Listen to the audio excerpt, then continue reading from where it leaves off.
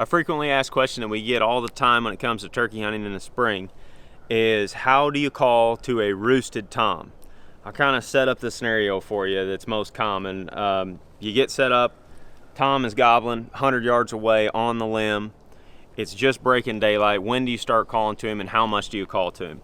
Every scenario is going to be a little bit different, of course, but what I normally do if I'm in that situation is I'll let the tom do his thing for several minutes. They usually start gobbling super early, and they'll sit up there for 15-20 minutes doing their thing. So I'll just let them start gobbling. I'll let the woods wake up a little bit, and then right before they fly down, I just want to let him know that I'm over here, that I'm in this area.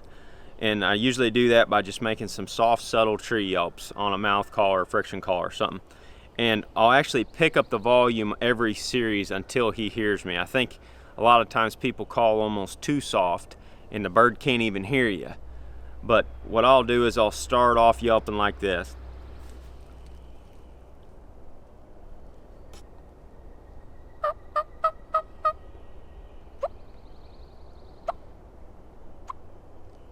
Just doing light bubble clucks in there, trying to sound like a hen that's just waking up.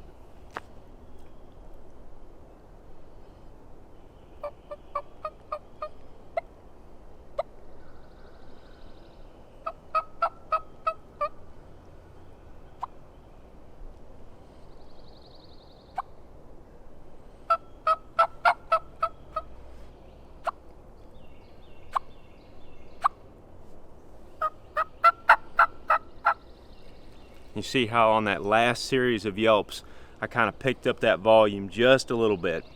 And that's natural. That's what turkeys do on the limb when they wake up a lot of times in the morning. They'll start off real soft, no different than you or me when we wake up in the morning. You know, you kind of roll around a bit and then you finally get your wits about you and start moving around and stuff. Turkeys steadily get a little bit more excited up until the time when they fly down.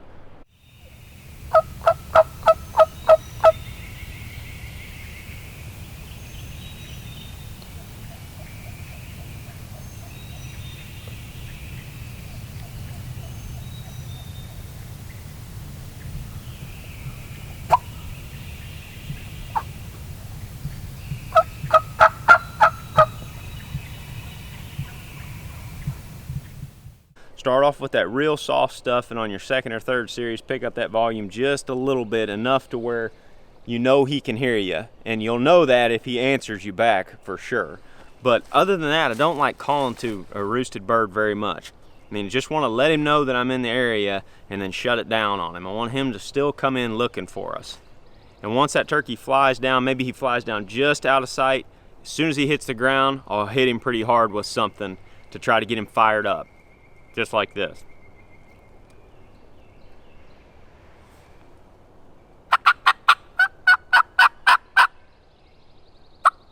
And ideally I want him to gobble back right then. I want him to come up over the hill, convince him to come in there to my setup and take a look. But hopefully a few of those tips helped you. Good luck in the field this spring.